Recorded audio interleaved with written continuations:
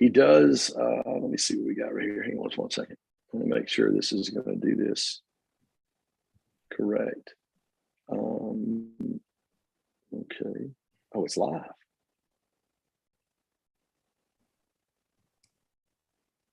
Bro, we're live.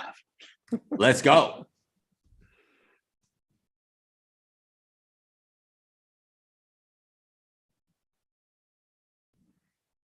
Hey, what's up, guys? It's Ken Joslin with the As the Leader Grows podcast. And I have the one and only sex panther, sex octopus, sex blue sperm whale, the one and only Craig Siegel, keynote speaker, performance coach, one of the top podcast hosts in America, brand builder, marathoner. I think he climbed Mount Kilimanjaro and whatever big tall mountain, naked, barefoot, going backwards. This dude has done it all. Ladies and gentlemen, my good friend Craig Siegel. What's up, my friend? Wow. So that's what it feels like to be on the other end of one of those iconic introductions. Thank you so much, brother. We're going to have a lot of fun today. You're one of my best friends in the whole world, buddy. I love the bond, the connection we build. Let's do this. Let's get nuts. Dude, I love it, man. We got the juggernaut himself, the Jug, Craig Siegel. Dude, take some time, real quick intro. I know our audience already knows you. You spoke at our Create conference this past year. You're a regular at what we do here at GSD. But take some time for our audience that may not know who you are and just give them a background of what's going on in the life of Craig Siegel. Yeah, I'll take a couple minutes and I'll break it down from where I started to how we got to where we are today. Yeah.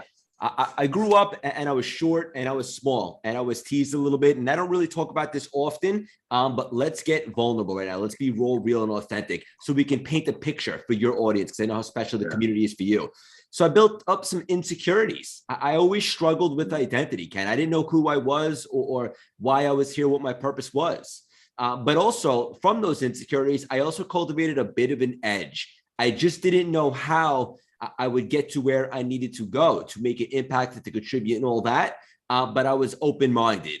Make a long story short, I go to college because that's what society says is next after high school. And I find myself still struggling with identity. Didn't know what I was supposed to do or what my passions were, but I was hungry and ambitious. So being from New York, you can imagine, I ended up on Wall Street. And this was a really pivotal moment for me, not for the reason you might think. Yes, Wall Street is a whole story in itself and it made a ton of money, but it was simultaneously when I got to Wall Street that I discovered personal development. Where you're at today is not a life sentence. You can actually reinvent your identity. You can change your mindset. You could become mentally fit. You can cultivate confidence on command. And brother, I went down the rabbit hole. I used these skill sets to have a ton of success from a financial standpoint on Wall Street. And the reason why I say it like that is because what I discovered over the last 10 years is making money doesn't necessarily equal success. My personal opinion, happiness and impact does. And so eventually I pivoted from Wall Street because it was fun until it wasn't, as you can imagine with the unpredictability. And I started to fall out of alignment with Wall Street. I pivoted, started my own business that was a little bit different in finance, a lot less stressful, but ultimately still struggling with identity, brother. I mean, this thing plagued me for 35 years. Let me run that back for the audience. Okay. Yeah. 35 years I was trying to find myself. I got into a really dark place a couple years back, and I don't usually dive in on that, but I'm feeling frisky today. I just got out of a toxic relationship. My father, who was always the healthiest cat I know, had a stroke, which led to further testing and the diagnosis of stage 4 cancer. God bless him. He's still battling. And I keep him positive. I made some investments that backfired. I found myself in a ton of debt. And worst of all, I didn't like what I was doing for a living. So I was waking up every day and I felt like I was going to a job. I know the audience at some point can relate to that. I was in a dark place, brother, straight up. And then out of nowhere, I found running. Or did running find me? Yeah. I'll never know, but I'm romantic about running. I went from trying to run a mile and struggling, but I completed it. And I was so fascinated with, was I really not physically fit for that mile? Or was I not mentally fit? Became obsessed with running. The next day, 2 miles, a little bit more respectable the time. And then I may or may not have addictive personality, 5K, 10K, New York City Marathon, 4 marathons in 1 year, bang. This was all beautiful thing, but ultimately I still had to wake up every day and go to work. And it was not fulfilling, brother, straight up. I gave it my all, but it wasn't for me. And then out of nowhere, bang, pandemic, lockdown. Yeah. For the first time in my life, I couldn't work even if I wanted to. Or could I? Let me explain. So a lot of people doing a lot of Netflix and a lot of day drinking in the beginning of the pandemic. I said, that's not going to be me. I have a very rare opportunity here that I don't know if I'll ever get back. The world is standing still. Let's explore my purpose, my identity. Let's dive a little bit deeper. And from studying personal development for so long, I had a strategy, the same one Walt Disney used to start Disney. And I basically took two concepts, my passions and my gifts. My gifts is my ability to communicate effectively, and my passion is personal development. I love that stuff, removing limiting beliefs, law of attraction, all that stuff. I married those two concepts, and I started CLS. And I don't want to be the next Tony Robbins. I want to be the first Craig Siegel. I didn't know exactly how this would play out, but I made myself one promise and one guarantee, Ken. No matter what happens, I'm going to show up as the most real, raw, authentic, and honest version of myself that the world has ever known, because I've been a people pleaser for so long. The weirder I became, the more of a connection I formed with the community. I say words like juggernaut, you dig, you sex panther, and people really find a bond and makes them very intimate with us. CLS grew over the last year. We have one of the top podcasts on the planet. We just got sponsored by Mark Cuban. The membership has over 300 people in it. Obviously, keynote speaking. The show with Dave and I, which you were on, just got greenlit by Apple TV, the paradigm shift, and it's all happening. And here's the message I want to hammer home, is that I didn't start necessarily CLS for the money, but this is what I believe. I believe if you have the ability to identify what sets your soul on fire, what you're passionate about, you will 100% turn it into a lucrative career. The reason why I say that is because when you don't have a strong why, it's very easy to get dejected when adversity comes.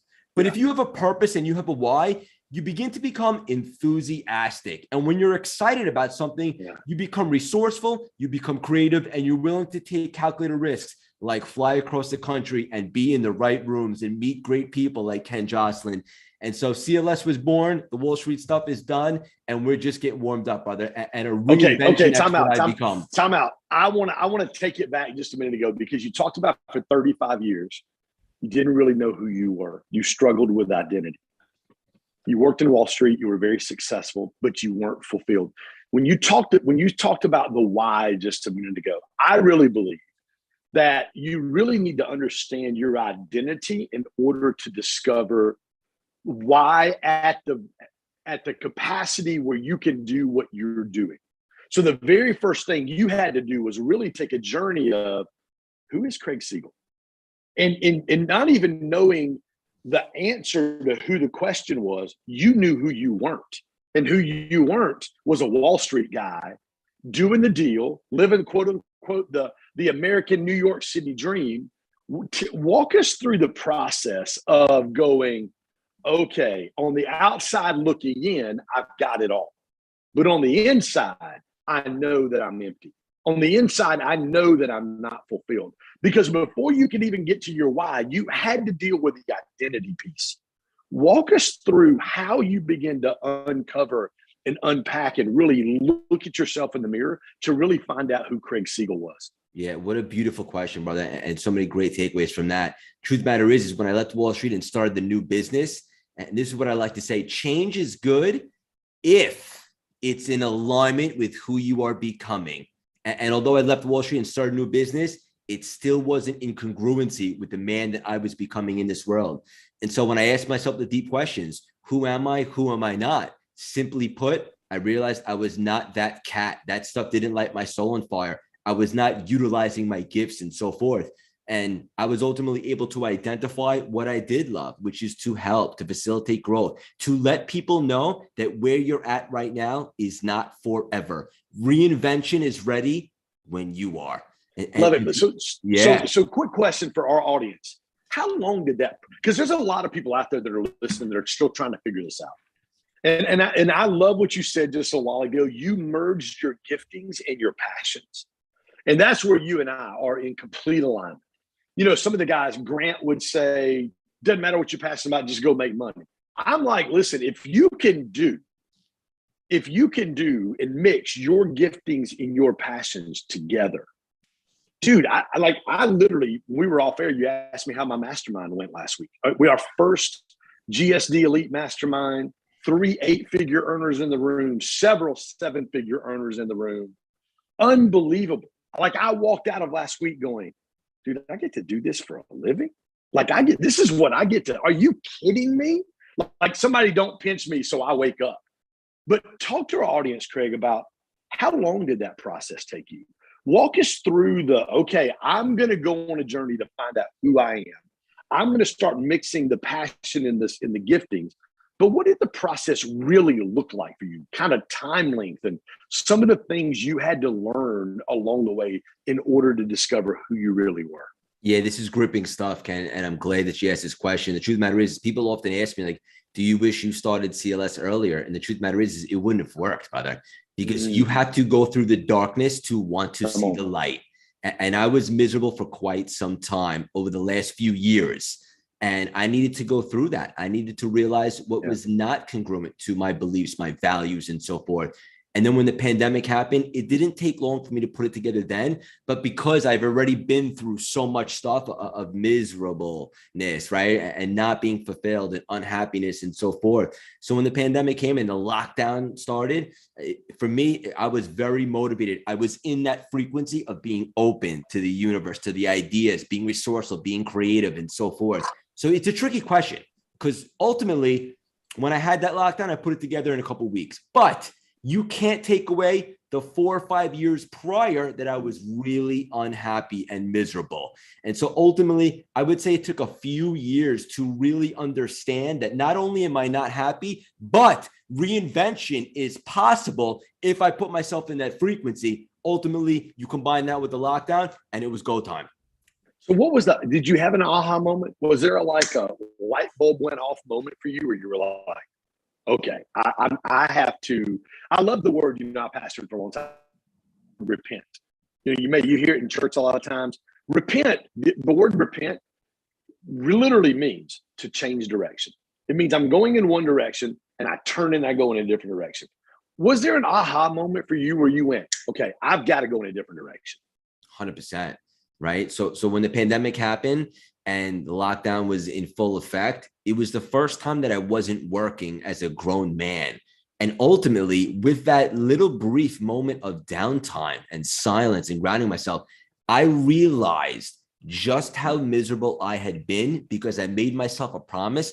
I don't know what's next, but I know this. I don't want to go back. So I need to figure something out and really dive deep. So that was the aha moment, brother, when I realized I did not want the lockdown to end until I found something that was more in alignment with who I have become.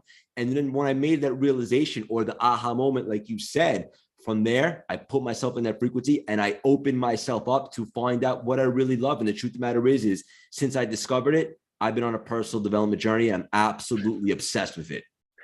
I've never made this analogy before in my life, but I'm hearing your story.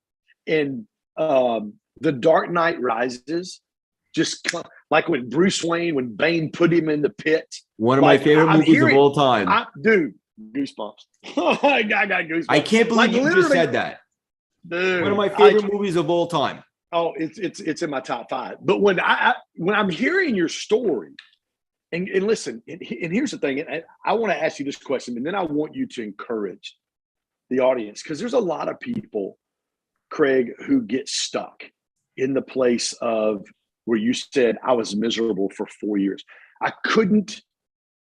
You can't push through the season of being miserable, because if you do, you're not going to get out of the next season what God intends for you to get out of. It's like working out. It's like, dude, I'm looking at Craig's arms and he's running around with little skinny Venice Beach tank top t-shirts on these days, thinking he's trying out for Mr. Olympia, and I'm shooting him text messages all the time. But it's like working out, dude. If you don't get in the gym And by the way, I hit my 80-pound mark 2 days ago, by the way. Bang. Bam. Come on, somebody. But if you don't get in the gym and put the work in, and you don't break those muscles down, they're not going to grow and look good. It's the same thing. You walked through that season. What would you say? And we talked about Batman, Dark Knight Rises. Like, what would you say to people, dude? They're in the dungeon. Like, they're in Bane's dungeon. Like, they're stuck. They got a broke back. They're thinking, what in the world is going on in my life? What would you say to encourage them today, Craig? Yeah, so I'm curious. After I give this answer, I can't wait to hear what exactly your analogy was with the Dark Knight Rises based on my story. But the first thing, Ken, is awareness. You have to be honest with yourself. You're not really stuck. You're just scared to make the tough choice. And the tough choice is this. You can do something else, but it's going to require effort. It's going to require some sort of pain and discomfort.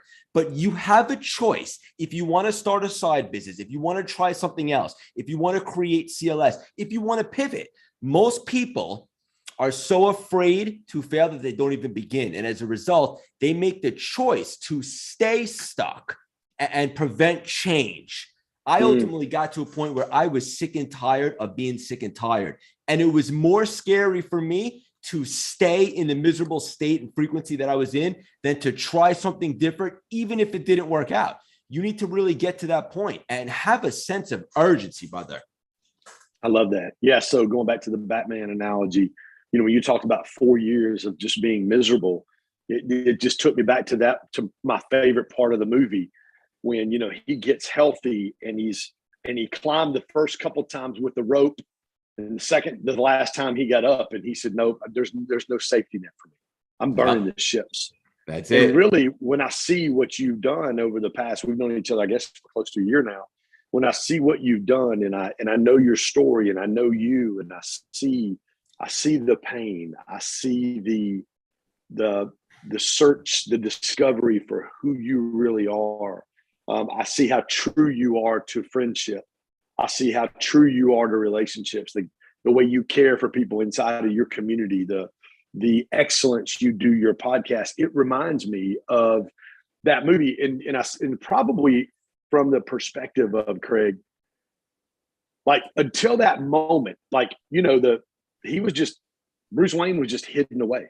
There was no enemy. There was no great cause. There was no great vision. There was nothing. There was nothing he was going after. He had settled and he was stuck in his life. And then obviously the villain rises, and then that causes his vision to rise. And that's exactly what happened with you. You said, man, I'm not satisfied. I think in this journey for you, talk to our audience real quick. Obviously, you've encouraged them on their journey and finding themselves and pushing through the pain. What were maybe some of the transferable principles in your life, pushing past pain and pushing past obstacles that our audience could pick up and apply to their life? Yeah, first of all, beautiful analogy, brother. It made me feel some type of way. It made me a bit emotional. So I appreciate that and I acknowledge it and I loved it. In regard to some of the tangible principles that are universal in any arena that you want to be a gladiator in, relationships, business, career, finances, workouts, whatever the case would be, you have to understand this, like, spoiler alert. Adversity, challenges, obstacles are a part of life. There's nobody that's exempt from that, right? And I've had the opportunity of emailing and podcasting rather and conversing with some of the world's biggest jugs and juggernauts and most successful people. And they didn't actually say this, but I collect the data, right? Like I gather what they say. And one of the things that they all do that's a commonality is those type of cats, they separate themselves by this. The successful people are the ones that push forward even on the days that they don't want to, even when they're uncomfortable. Standard over feeling, right? As a lot of them like to say. So for example, you set the alarm clock tonight to wake up 15 minutes earlier tomorrow. Let's just say you usually wake up at 6. Tomorrow you want to wake up at 5:45, just as an example, right? Tomorrow, when the alarm clock goes off, are you going to go with your feelings and be tired and hit snooze? Or did you already set a high standard for yourself? There's nothing to think about. You made the decision the night before. And so if you go by standard over feelings, you hold yourself to a higher standard and you start to perceive yourself as a better man, as a better person, as a better female, whatever the case may be. And then you start to execute on that level. So just to reiterate, like everybody's going to have pain, adversity, challenge, and obstacles. But here's what you have to know. There is always growth, usually the most growth on the backside of pain. So instead of pain crumbling you, next time you see a discomfortable situation, lower your shoulder and go right through that thing, because you know 100% on the other side is where most of the growth transpires. Training yourself to lean into the uncomfortable. I've said this now for a long time, especially on my health journey. Now I'm down over 80 pounds. My goal is 106. In this health journey for me has been, anytime you lean into the uncomfortable, there's growth on the other side of that uncomfortable situation. And I did a kind of a biblical analogy. John 15, it talks about Jesus says, "I'm the vine, you're the branches. Anyone that abides in me shall bear fruit." And he goes through that passage in John chapter 15. He talks about pruning. So like anytime you have a fruit tree, you prune the fruit tree in order, when you trim one branch, more branches grow out, and it actually causes you to be more fruitful. And I said this one time, if trees didn't have roots and they saw you come in with those big pruning shears, they would do what most human beings do when it comes to pain and pruning and process. Hell, they would run. They'd be like, no, I'm not for all this. But they have roots that cause them to stay fixed, even when it comes time for the gardener or for you to be able to prune, so that tree can produce and become the best version of itself. That's it. And that's what shapes us, right? Like like I said earlier in the conversation, you got to go through the darkness to want to see the light, and just understand that when obstacles arise and challenges, and they will, nobody's exempt from that. Push through it, because just associate growth with the other side, right? Napoleon Hill says in Think and Grow Rich is when you hit adversity, you get introduced to your other self, right? And that's somebody you want to get to know real well, somebody that looks forward to uncomfortable situations. And I think most people, they kind of veer away from those type of situations. And that's why they always they live with the regret or what if. Yeah, I have a saying. I'll do it probably once a month. On Monday, I'll get up and I'll post something on my Instagram account. And I'll say, "Hey, Monday, I'm coming for you, and you don't want none of what I'm bringing." Like I am, because most people get up and they dread Monday. I'm like, and I love what you said earlier. Sunday night, I'm going through my calendar, dude. I've got my GSD planner right here, baby. Goals written down, gratitude affirmations, top 3, and my calendar for the day. We're ready to roll. Like I knew last night before I went to bed what my day looked like today. So there's not room for me to go hit the snooze button. I call it decide before you collide. Like I'm making the decision before the day even gets here. Talk to us, Craig. How much easier is it for you today as you continue to taste significance and success? How much easier is it for you to decide before you collide, to make a decision and know it's firm once it's made? Yeah, brother. Great question. When I started CLS, I negotiated the price in advance, brother. I knew that there was going to be sacrifice to be made, right? Like, look, for the first year, I worked basically 20-hour days. I don't call it work because I genuinely love this stuff. It's not a facade. There's nowhere else in the world I'd rather be right now than having this conversation with you. But make no mistake about it, it's time consuming when you build anything. And one thing that irks me, and not a lot does this day, but like sometimes you'll see entrepreneurs like on social media and they're like on their laptop in Tulum, right? And they're like, oh, this is the life you can live. Like you don't have to work hard.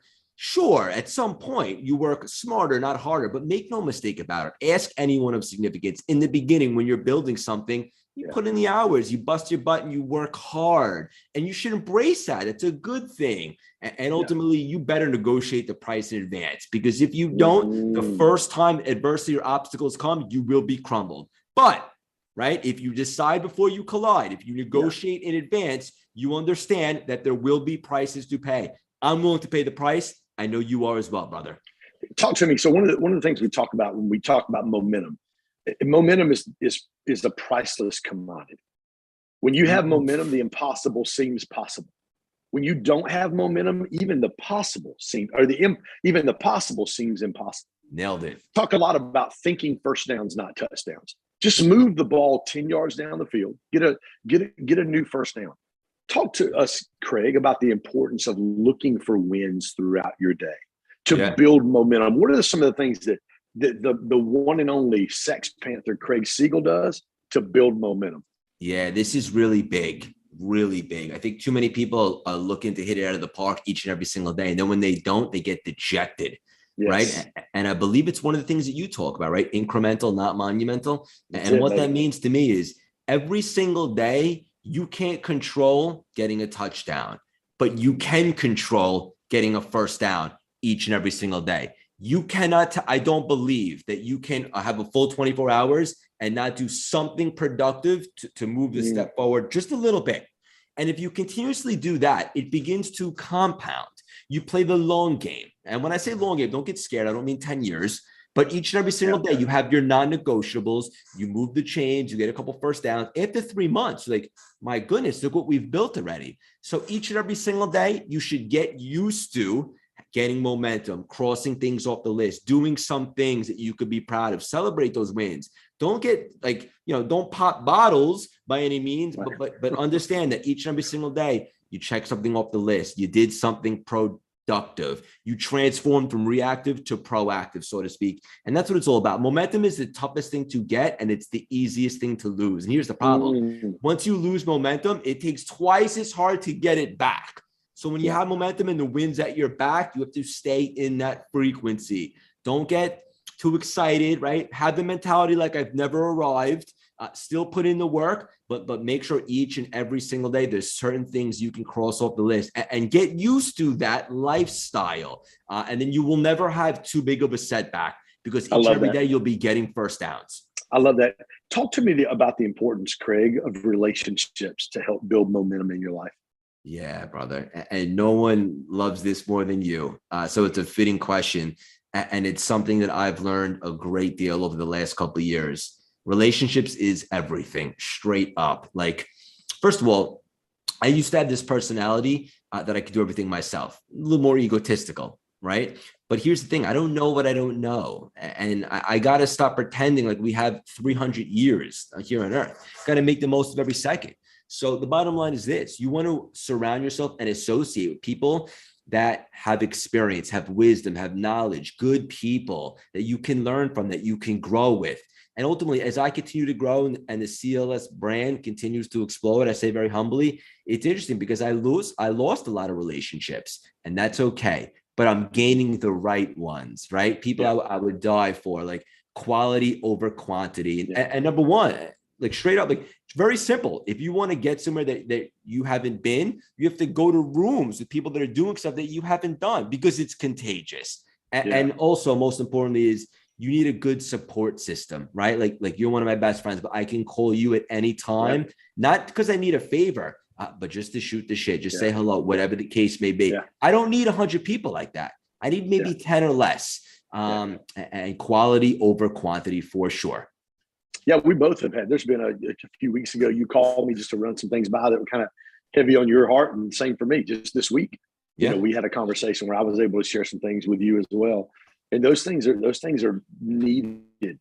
But you want to have those peer relationships like you and I, and then you want to have those kind of mentorship, or what I would call community circle corner. Those one or two guys that are in your corner. For you, you know, Dave Meltzer is one of those guys.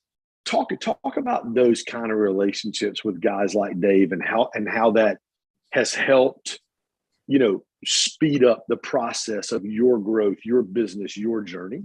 Yeah. And the reason why this is such a great question is because up until a couple of years ago, I didn't like to ask for help. I didn't associate pleasure with asking for help. I thought that was like, you know, selling myself short, so to speak. But when I started CLS, I made a lot of big changes. And one of them was to realize that I don't know what I don't know, like I just said. And so surround yourself with people that you trust, that you admire, that you respect. And Dave Meltzer was one of those cats.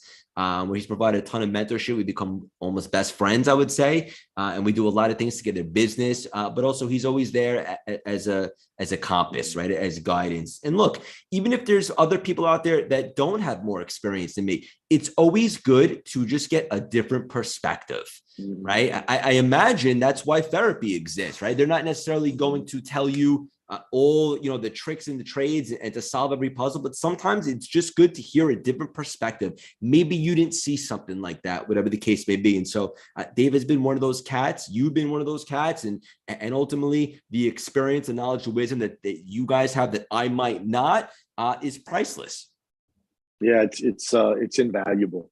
I had my pastor and coach, Shawn Joy, was at my mastermind last week. He just published a book, just huge deal. Just this past week and a half, published his new book with a big publisher on killer teams. And one of the things I learned from Shawn 12 years ago was, he said, Ken, I'm in your life. God's put me in your life to have a 10,000 foot view of what's going on.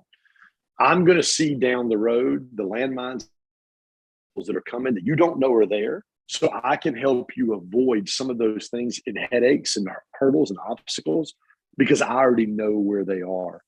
Talk about the importance, Craig, of being able to lean on. And I would say this, there's going to be two questions. I would say this, part of your journey in discovering who you were, I think, as you discovered who you were and you were okay with who you were, caused you to open your life up to, I need guys in my life. I would think that. Would you say that's fair? Yeah, 100%. As I really started to find myself and lose my ego, so to speak, I really opened myself up to being vulnerable, which I believe is a superpower, authentic, and just wanting to be the best person that I can be. And sometimes in order to become the best version of you, you need guidance, you need mentorship, you need experience. And that's the beauty of it, right? And if you don't take advantage of that, the joke's on you, respectfully. How would you say to our audience, for people out there who are looking for a mentor, they're looking for somebody that has a relationship like I have with a Randy Garn or a Shawn Lovejoy that you have with Dave Meltzer? What would you say to people that are looking for somebody like that? What's a good way for them to find that individual?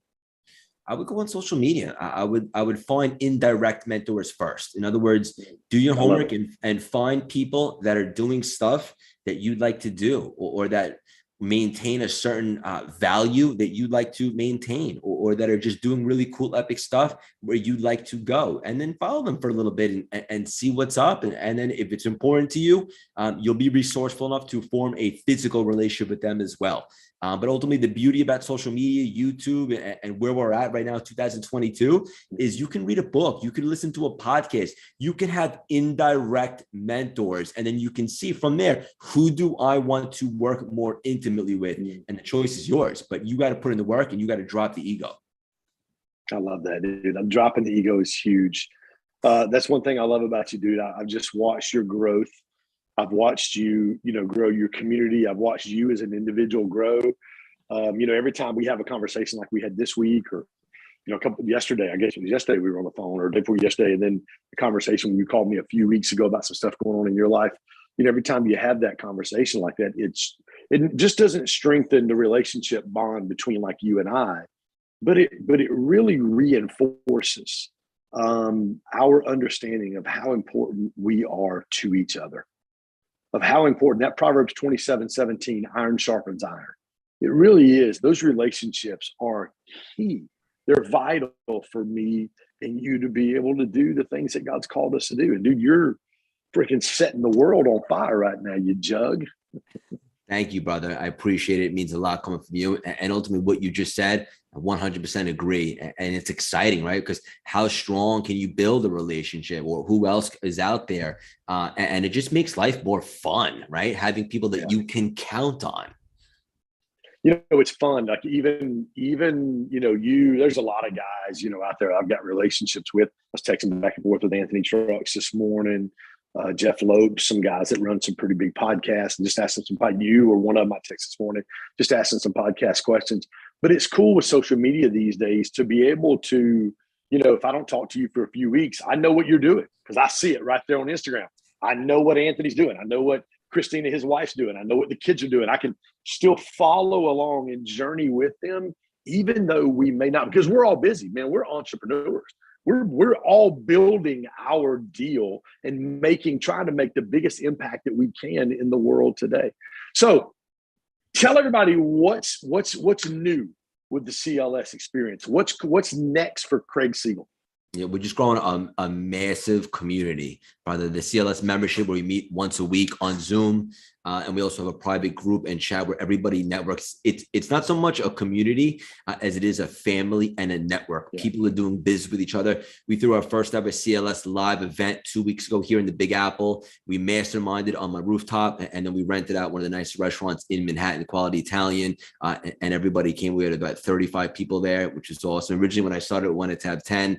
It was just so special. There's just something different. There's a buzz, people supporting each other, people doing business with each other. I'm starting to see people forming intimate relationships with each other, which really makes me smile. And we're just growing that with the podcast, the CLS experience, the keynote speaking. I've had the honor and privilege of speaking on some of your stages. We're getting booked left and right now. And obviously we have a lot of big surprises to come, but just building the brand, and really the core message of CLS is reinvention. No matter where you are, what you've been through, an upgraded, reinvented identity is around the corner if you're ready for it. Come on, baby. I love it. You also, you're also kind of coincided with somebody's birthday last week. Yeah, me and Ed Milet have the same birthday. Come on, you and Ed. I'm gonna be with Ed in 2 weeks, and with Randy in North Carolina for his book launch party.